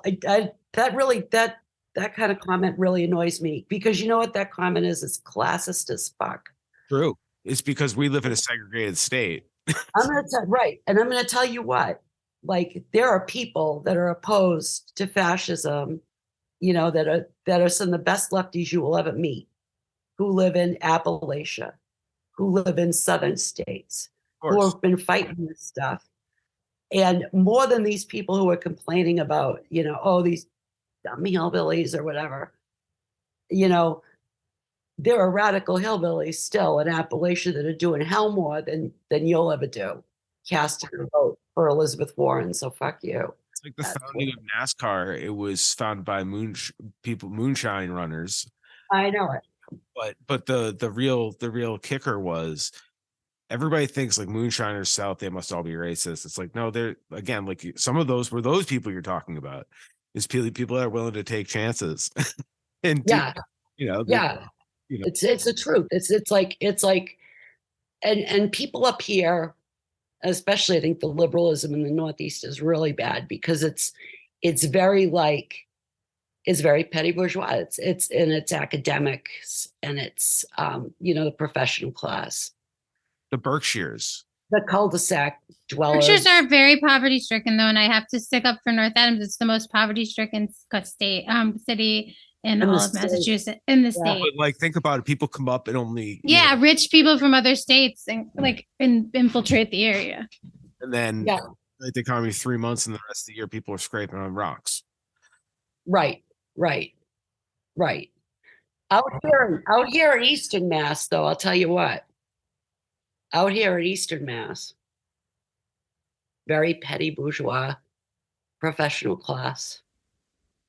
And I think we have that in all of Massachusetts because, like, say you're in a southern state, and I know like someone in the southern states might not know this, but because we have the liberalism that we have, and people think they are doing good things and progressive things, we do have some things that are helpful, like the healthcare system. That's basically if it were universal healthcare would be great, but it's like corporate healthcare that people make money off of. So it seems okay because at least we have healthcare at all.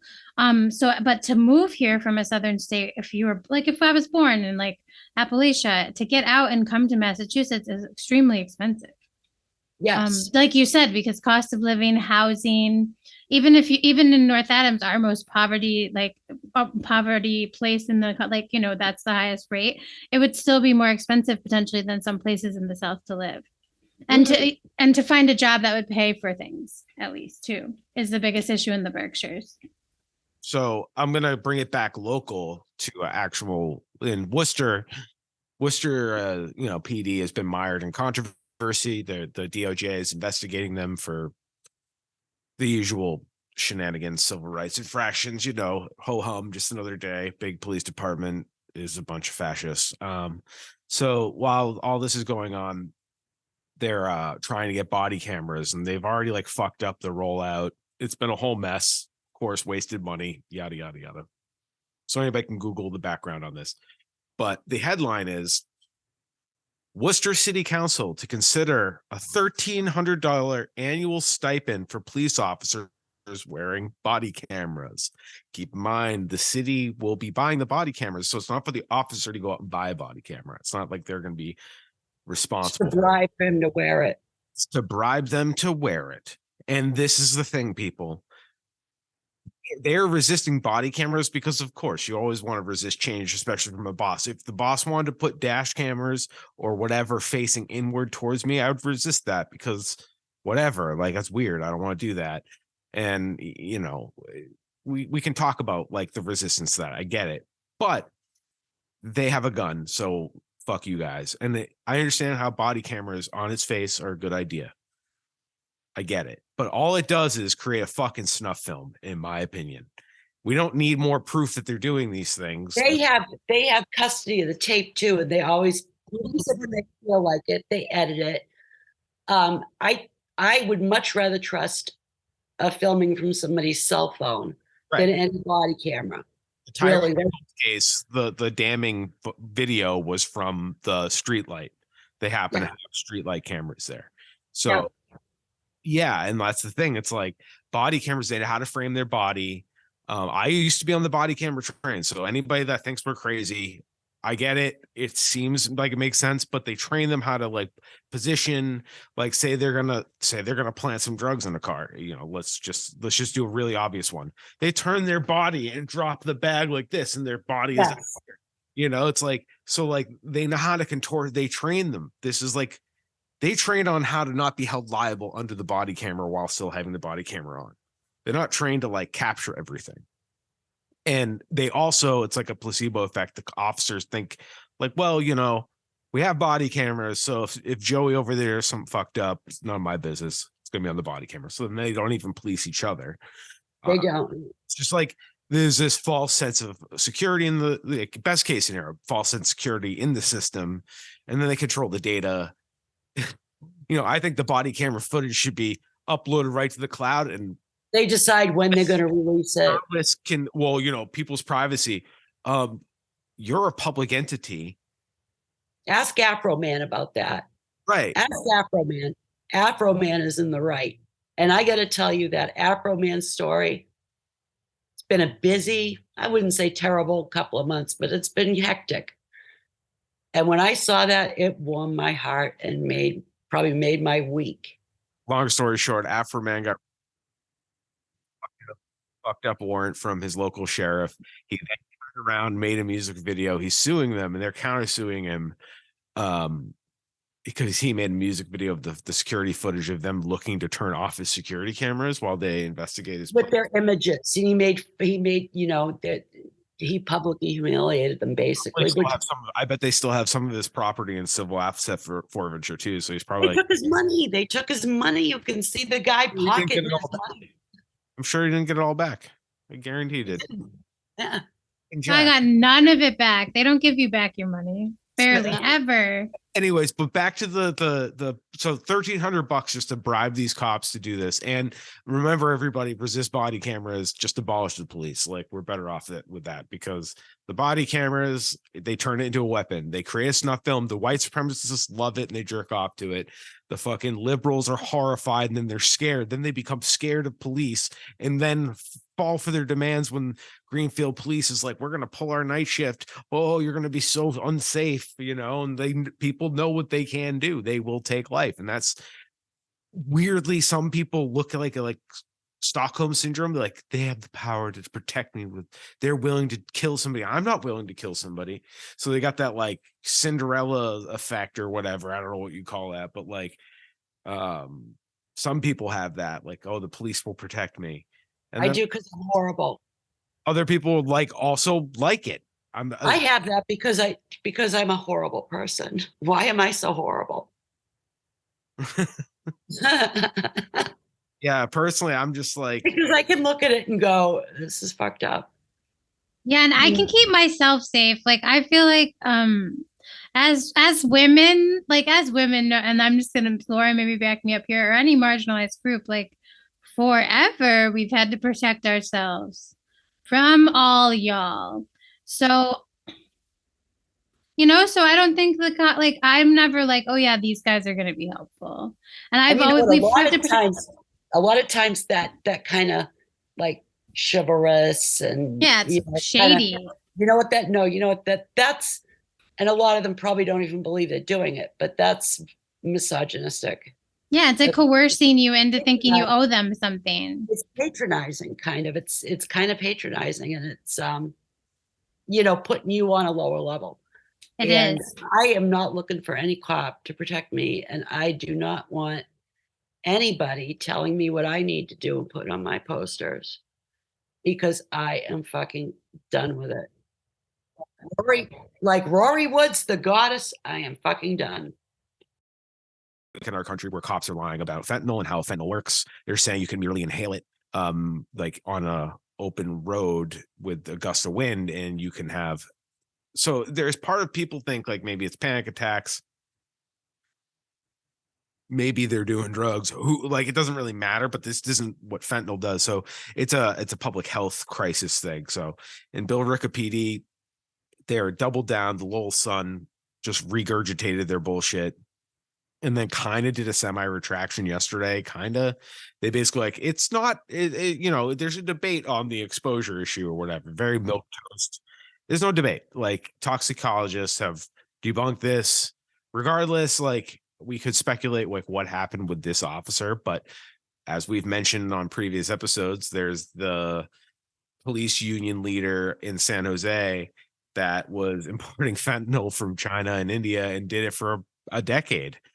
And we see all getting caught selling drugs out of the evidence locker, or part of their stings they're taking a little bit off the top, whatever. Like, this stuff trickles out, we hear about it, nothing happens. A lot of it's rumor, but like a lot of stuff where there's smoke there's fire. And we've seen enough cop TV shows, right? Like, this is one thing where like propaganda, they try to normalize it in the propaganda. This is kind of normal. Yeah, and these are just bad apples. No, it's like ripe with this shit.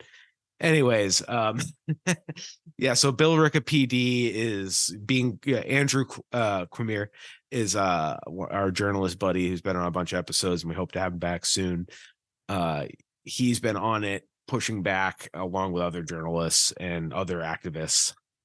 But it doesn't matter. It's like the cat is out of the bag. People saw that. Their first impression is, oh my God, did you see what happened to this officer? Boo hoo, I hope they get the health care they need. And it's like, well, what if turns out they thought it was something else and snorted it because they have a drug issue and they couldn't resist it and they get health care, but other people get thrown in jail? Like, it's all rife for contradictions, in my opinion. That's my take. I just think it's misinformation, and then it also just like points out the glaring discrepancies when you have a badge.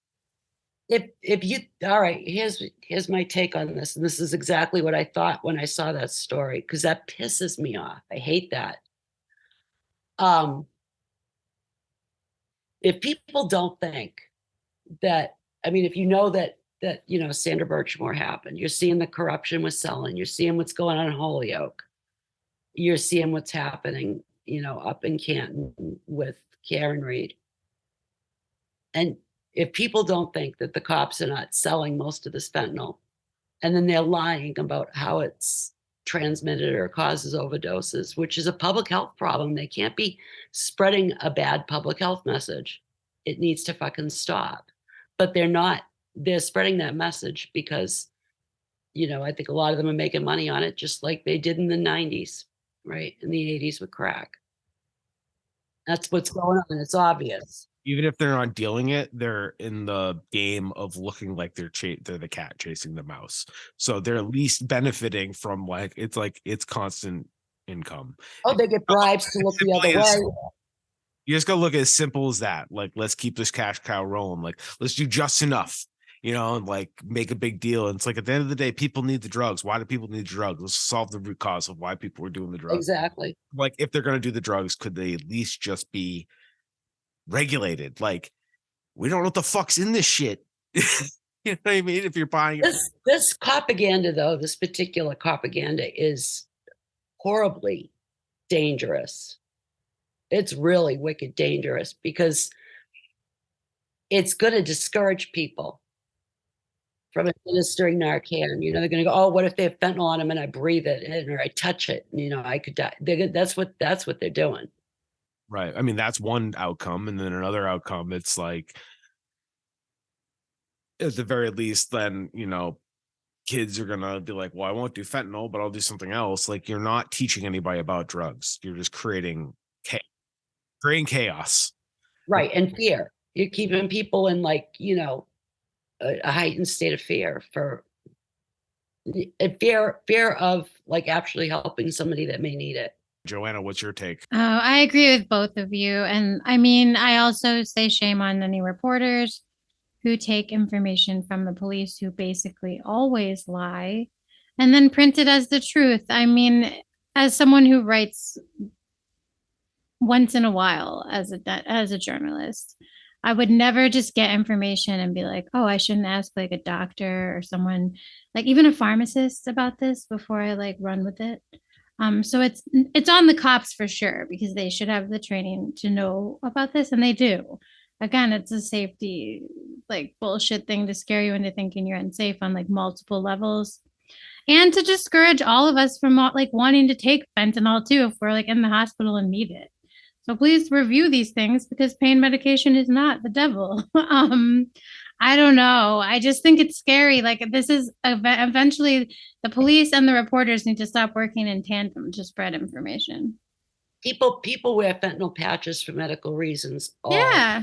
and I think it's a necessary, I know people who've had cancer who have like, had types of surgeries where they've got parts of their stomach missing or whatever, and they wear a fentanyl patch. To have it go transdermally, you have to have it mixed in a solution and not a patch, or it's not going to go through your skin. Like Joanna was saying, you don't want to discourage people in a controlled setting with somebody who knows what they're doing, and you're in a situation where you need something, and this is what they have. This is the whole point of like drugs in general being legalized.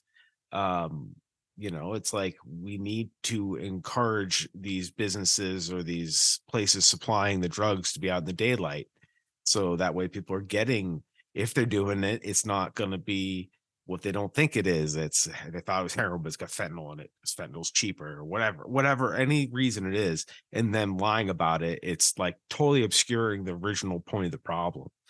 And I mean, people are going to alter their situation. I don't think we can prohibit that, and it's really too bad. And it's the different populations then also get blamed for the fentanyl, so this like doubles down on the whole build the wall, like the fentanyl go.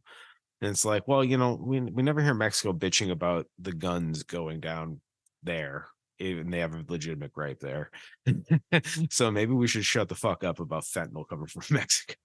They won't though. They won't, because too many people are making too much money on it. Yep. That's a fact.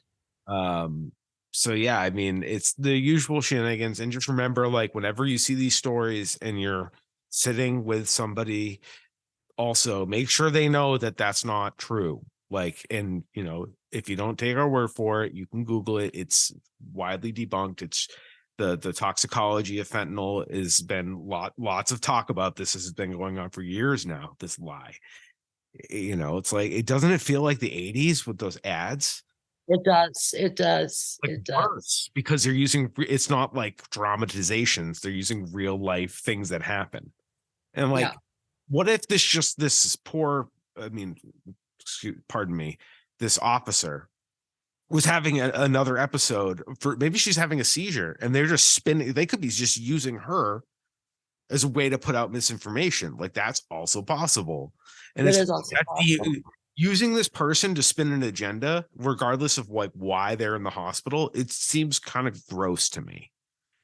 Like, it's just regardless of what, even if it is she got exposed from anything, to sensationalize it and to scare the community with it, and then like her well-being is really just like cannon fodder, or his. I'm sorry, I don't know why. I don't know who the officer was, but it's what if it turns out they have a drug problem and then we just use them as like I don't know, a whipping post? It's just weird. It is. It's like, it is. And like a lot of times the symptoms are even off. Right. It's a like anxiety instead of a downer, which is what fentanyl is. Right. And like, I just want to say, Joanna, great take, because journalism has to be better. And we salute any journalists and any casual human just making sure their neighbor knows that's not how that works. Appreciate what you guys do. For that reason, we need this stuff, like to have a platform and get out there We need to counterbalance this stuff. Gotta do what we can, and it's probably a good place for us to wrap up for the night. But I want to thank everybody listening. And Laura, as always, you're always welcome to come back on anytime you have anything to report. And I could keep going, so I'll let you and Joanna kind of take it out. Thank you everybody for listening, and take it away, friends. Hey, good night. Good night, Joanna. Good night. Thank you for coming on, and Thank you, as always. thank you. And like Spencer said, you're always welcome. You guys are deeply appreciated. And as are you. We're glad to have you in our state, and as our friend and neighbor fighting the good fight out in Eastern Mass. Take care. Yes, you too, and to our listeners as well. Take care.